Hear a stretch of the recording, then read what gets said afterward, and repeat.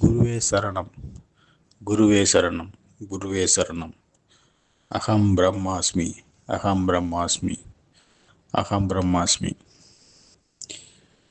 ஐயா குருவே வணக்கம். இந்த குண்டலினி பயிற்சியில் நான் இப்போ கடந்த ஒரு 10 நாளாக பண்ணிக்கிட்டு இருக்கேன். ஆயிடுச்சு, 2 வாரம் ஆயிடுச்சுன்னு நினைக்கிறேன். இந்த வகையில் நான் பண்ணிகிட்டு இருக்கும்போது எனக்கு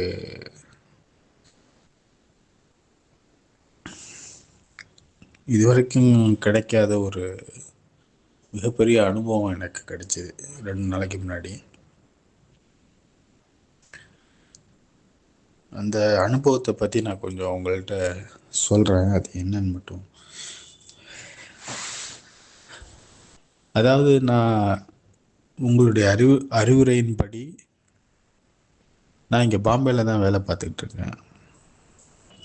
ஒரு கம்பெனியில் தலைவராக ஒர்க் பண்ணிகிட்ருக்கேன். ஒரு 200 பேர் இருக்காங்க. அவங்களுக்கு ஒரு லீடராக ஒர்க் பண்ணிகிட்ருக்கேன். அப்படி நான் ஒர்க் பண்ணும்போது சாயந்தரம் ஒரு 7-7:30க்கு நான் வருவேன். நான் போன வாரம் உங்களது தொலைபேசியில் தொடர்பு கொண்டு பேசும்போது ஒரு வழிமுறை சொன்னீங்க. நான் என்ன கேட்டேன்னா, சாப்பிட்டுட்டு பண்ணலாமா மூச்சு பயிற்சி போது, சாப்பிட்டுட்டு 1 ஹவர் கழித்து பண்ணுங்க அப்படின்னு சொன்னீங்க. நான் வழக்கமாக அதை இப்போ பண்ணிக்கிட்டு இருக்கேன். அப்படி நான் பண்ணும்போது பண்ணி முடிச்சுட்டு வழக்கமாக நான் 10 மணிக்குள்ளே தூங்குறது வழக்கம். 9:30க்கெலாம் என்னுடைய வேலைகளை முடிச்சுட்டு நான் என்னுடைய பெட்டுக்கு போயிடுறது வழக்கம். அப்படி நான் பெட்டுக்கு போகிறதுக்கு முன்னாடி என்னுடைய மடிக்கணினியை வச்சு நான் கொஞ்சம் ஏதாவது அலுவலகத்துலேருந்து ஏதாவது வந்திருக்குதான்னு பார்க்கலான்னு சொல்லிட்டு ஒரு 5 நிமிடம், ஜஸ்ட்டு ஒரு 5 நிமிடம் நான் பார்த்தேன். பார்த்துட்டு கண்ணாடி போட்டிருந்தேன். அதுக்கப்புறம் என்னோடய மடிக்கணினியை நான் மூடி வச்சுட்டு நான் என்னுடைய தலைவணைகள்லாம் கரெக்டாக சரி பண்ணிவிட்டு தண்ணி குடிச்சிட்டு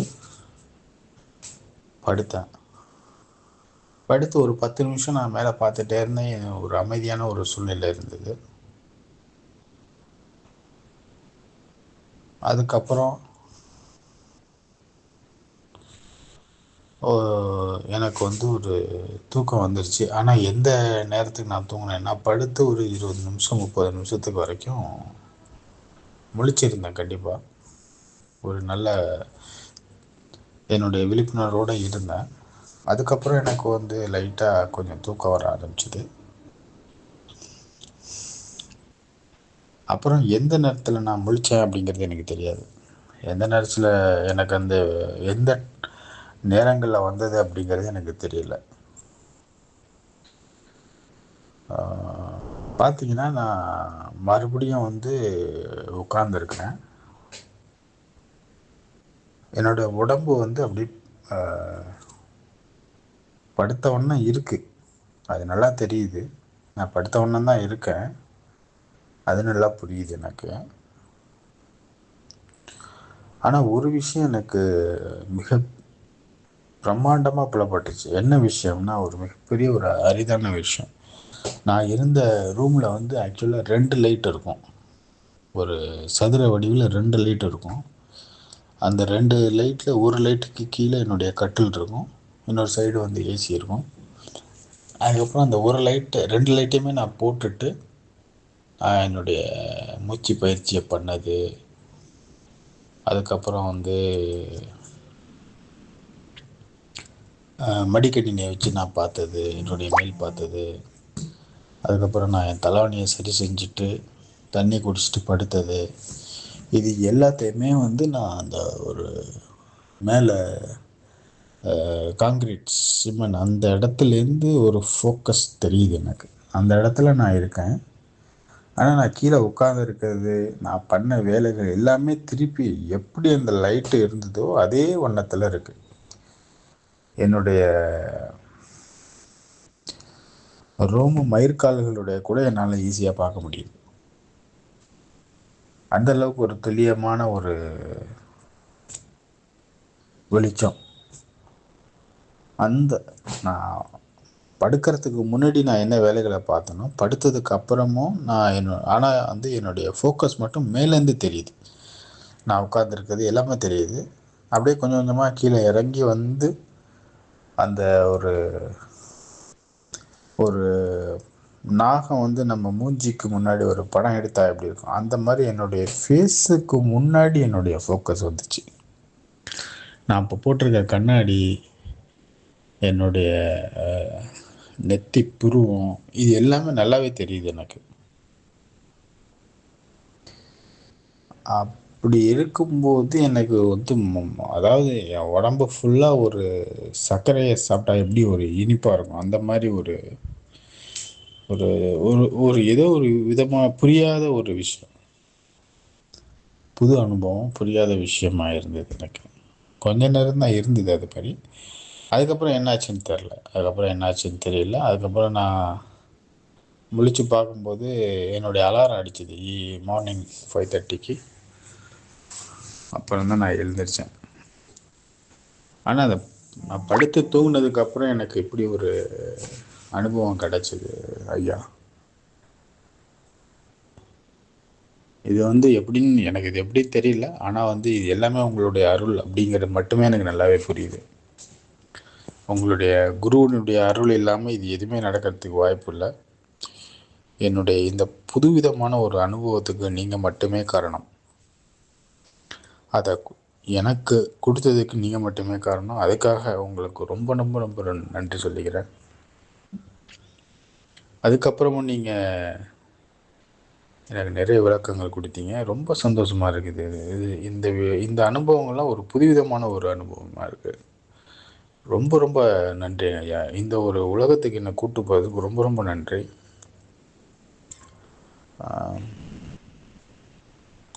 ஆனால் ஒரு விஷயம் மட்டும் எனக்கு புரியுதுங்க. நான் வந்து குருவை தேடி வரல. குரு தான் என்னை வந்து தேர்ந்தெடுத்திருக்கிறாரு அப்படிங்கிற ஒரு விஷயம் எனக்கு புரியுது. நீங்கள் தான் என்னை தேர்ந்தெடுத்திருக்கீங்க, அதுதான் எனக்கு தெரியுது. நான் நினச்சிக்கிட்டு எல்லாமே நானாக பண்ணுற ஒரு விஷயம் தான். ஆனால் போக போக எனக்கு அது புரியலை. குருவாகி நீங்கள் மட்டுமே என்னை தேர்ந்தெடுத்து இருக்கிறீர்கள் உங்களுடைய சிஷியனாக, அது மட்டுமே புரியுது. உங்களுடைய பாதங்களுக்கு என் தலைதார்ந்த வணக்கம். குருவே சரணம், குருவே சரணம். அகம் பிரம்மாஸ்மி, அகம் பிரம்மாஸ்மி, அகம் பிரம்மாஸ்மி. அன்பின் நிறைவே, ஆனந்த சுரூபமே, இனிய காலை நேர அருளாசிகள். உங்கள் பதிவை பார்த்தேன், மற்றற்ற மகிழ்ச்சி. எத்தகைய அற்புதம் பார்த்தீர்களா? இதைவிட இன்னும் அற்புதங்கள் நிகழும். ஆம், உங்கள் பதிவில் குறிப்பிட்டது போல் இந்த காலங்கள் அழிவதில்லை. நாம் வாழும் வாழ்க்கை தொலைந்து போவதில்லை. ஒவ்வொரு நொடியும் நமக்குள் தான் அது பதிவாகி கொண்டிருக்கிறது. திரும்ப நாம் இந்த வாழ்ந்த வாழ்க்கையை பார்க்க முடியும். அதுவும் நீங்கள் கூறியது போல் துல்லியமாக, மிக பிரகாசமாக, ஆனந்தமாக இந்த வாழ்க்கையை நீங்கள் பார்த்திருக்கிறீர்கள். ஆன்மாவாய் பார்த்தீர்களா? இந்த உடல் உறங்கிக் கொண்டிருக்கிறது. நீங்கள் செய்த காரியங்கள் உங்களுக்கு முன் காட்சியாக வருகிறது. இப்பொழுது இரு நிலைகளை நீங்கள் காண்கிறீர்கள். ஒன்று உங்கள் உடல் உறக்கத்தில், இரண்டாவது அந்த அறை, இதோடு கூடிய ஒரு தன்மை. இரண்டாவது நீங்கள் பார்த்த அந்த மடிக்கணினியை வைத்து கொண்டு பார்த்த அந்த அலுவல், அந்த காட்சி, அது எங்கே போயிருக்கிறது? அது உங்களுக்குள் தான் நிறைந்திருக்கிறது. ஆகவே ஒவ்வொரு நொடியும் உங்களுக்குள் தான் அது மறைகிறது. அதை திரும்ப உங்களால் பார்க்க முடிகிறது என்றால் இது அதிசயம் அல்லவா? ஆம், இவைதான் கர்மாவாக, கர்ம வினைகளாக அடுத்த பிறவியை தந்தருளுகிறது. ஆனால் இதை அடுத்த பிறவியில் நாம் காண முடியாது. இந்த பிறவிலே காண முடிகிறது என்றால் அதுதான் குண்டலினி யோகம். ஆகவே இது போன்ற அற்புதமான அனுபவ நிலைகள் உங்களுக்கு இன்னும் சித்திக்கும். பயிற்சிகள் விடாது செய்து வாருங்கள். நீங்கள் இதுவரை அநாகதம் வரைதான் குண்டலினி எழுப்பி அதனுடைய அழுத்தம், வலி, உணர்வை கவனித்ததாக நேற்று கூறினீர்கள். இனி மூலாதாரம், சுவாதிஷ்டானம், மணிப்புரகம், அநாகதம், விசுத்தி வரை மேலேற்றுங்கள். தொண்டைக்குழி நேர் பின்புறம் விசுத்தி, முதுகுந்தண்டு முடிவின் மேல் முடிவின் முடிவான பகுதி தொட்டு பாருங்கள்.